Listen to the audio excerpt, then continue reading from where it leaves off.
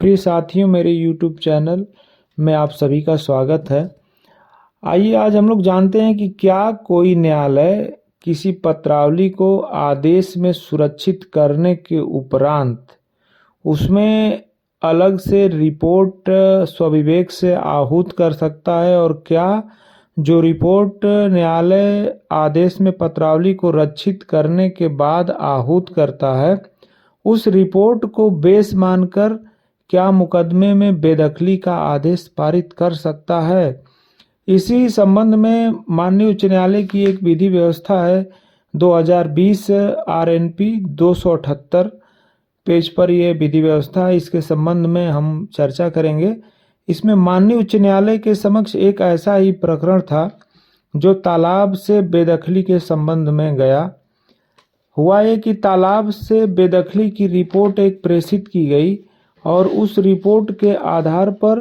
67(1) में मुकदमा दर्ज किया गया और अवर न्यायालय के समक्ष तालाब से बेदखली की कार्रवाई रिपोर्ट 18/10/16 के आधार पर चली और उस रिपोर्ट पर जवाब मांगा गया अतिक्रमणकर्ता से, और अतिक्रमणकर्ता ने अपना जवाब दाखिल किया और उस पत्रावली में सुनवाई चली और सुनवाई के उपरांत उस पत्रावली को अवर न्यायालय द्वारा दोनों पक्षों को सुन करके पत्रावली में एक आदेश की तिथि नियत किया और आदेश की तिथि नियत करने के बाद जो है वो आदेश की तिथि 8/1/18 नियत की गई। दोनों पक्षों को सुनने के बाद 8/1/18 की तिथि नियत करने के बाद दिनांक 8/1/18 को अवर न्यायालय द्वारा आदेश नहीं पारित किया गया और फिर आदेश के लिए तिथि जो है नियत की गई 10/1/2018। 10/1/2018 की जब आदेश के लिए तिथि नियत की गई, उस बीच क्या हुआ कि अवर न्यायालय ने बिना प्रत्युत्तरदाता यानी बिना विपक्षी को जानकारी दिए एक रिपोर्ट तलब किया। 8/1/18 को जो आदेश के लिए तिथि नियत थी, उस तिथि पर अवर न्यायालय ने एक रिपोर्ट तलब किया और उस रिपोर्ट को तलब करने के बाद दिनांक 10/1/18 को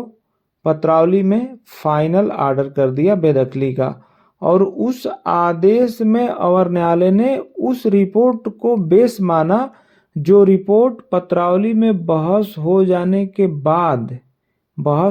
के बाद जो रिपोर्ट मंगाई गई थी, जिसकी जानकारी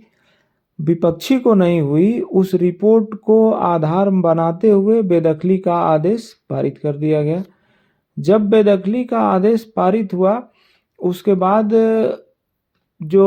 अतिक्रमणकर्ता था उसके द्वारा अपीली न्यायालय में अपील दाखिल की गई और अपीली न्यायालय के समक्ष उसने इस बात को उठाया कि अवर न्यायालय ने जो पत्रावली को आदेश में सुरक्षित किया और सुरक्षित करने के बाद जो रिपोर्ट अवर न्यायालय ने मंगाई, उस रिपोर्ट पर जवाब देने के लिए या उस रिपोर्ट पर जो है कोई आपत्ति का अवसर उसको नहीं दिया गया और उसी को बेस मान करके अवर न्यायालय ने आदेश पारित कर दिया। इस तथ्य को अपील में उठाया गया। अपीली न्यायालय के समक्ष रखा गया तथ्य कि जो 8/1/18 की रिपोर्ट पर अवर न्यायालय ने विश्वास किया वो बिल्कुल गलत है और उस पर सुनवाई का अवसर दिया जाना चाहिए था। लेकिन अपीली न्यायालय ने भी जो है अपील को सरसरी तौर पर बिना याची के तर्कों पर विचार किए अपील को 22/2/2019 को खारिज कर दिया और 10/1/18 के आदेश को अभिपुष्ट कर दिया। यानी जो बेदखली का आदेश था अवर न्यायालय का, उसको पुष्ट करते हुए अपील को निरस्त कर दिया गया। अब जो लोअर कोर्ट का आदेश था उसके खिलाफ और जो अपीली कोर्ट का आदेश था, उसके दोनों आदेशों के खिलाफ जो है जो अतिक्रमण करता था उसके द्वारा माननीय उच्च न्यायालय के समक्ष याचिका दाखिल की गई और उस याचिका में इन सभी तथ्यों को रखा गया और इस तथ्य को भी रखा गया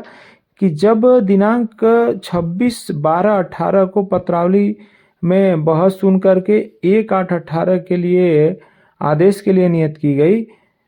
किंतु उस तारीख पर आदेश नहीं हुआ और उसी तारीख पर एक अलग से रिपोर्ट, नई रिपोर्ट मंगा करके और उसी रिपोर्ट को बेस मानकर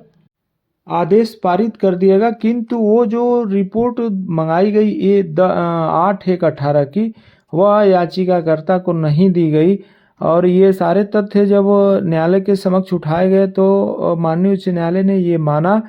कि अवर न्यायालय ने जब पत्रावली को आदेश में रक्षित करने के बाद 8/1/18 की जो नवीनतम रिपोर्ट मंगाई, उस रिपोर्ट को याचिकाकर्ता को दिया जाना चाहिए था और उस पर विधिवत सुनवाई किया जाना चाहिए था।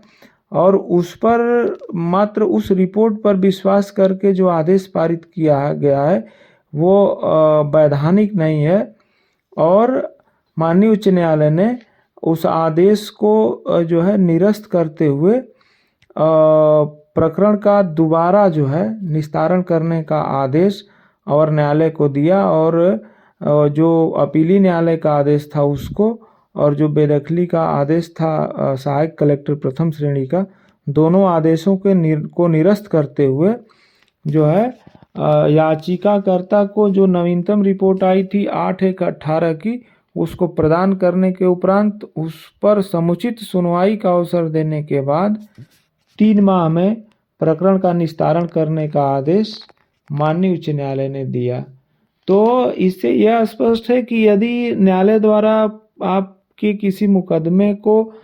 आदेश में सुरक्षित किया जाता है और आदेश में रिजर्व कर लिया जाता है, तो उसके बीच में अगर न्यायालय कोई रिपोर्ट या कोई अभिलेख स्थलीय जांच करा के अगर कोई रिपोर्ट मंगाता है तो उसकी एक प्रति संबंधित पक्षकार को देना चाहिए। और अगर उस पर संबंधित पक्षकार की आपत्ति कोई है तो उस पर विचार करने के उपरांत ही उस रिपोर्ट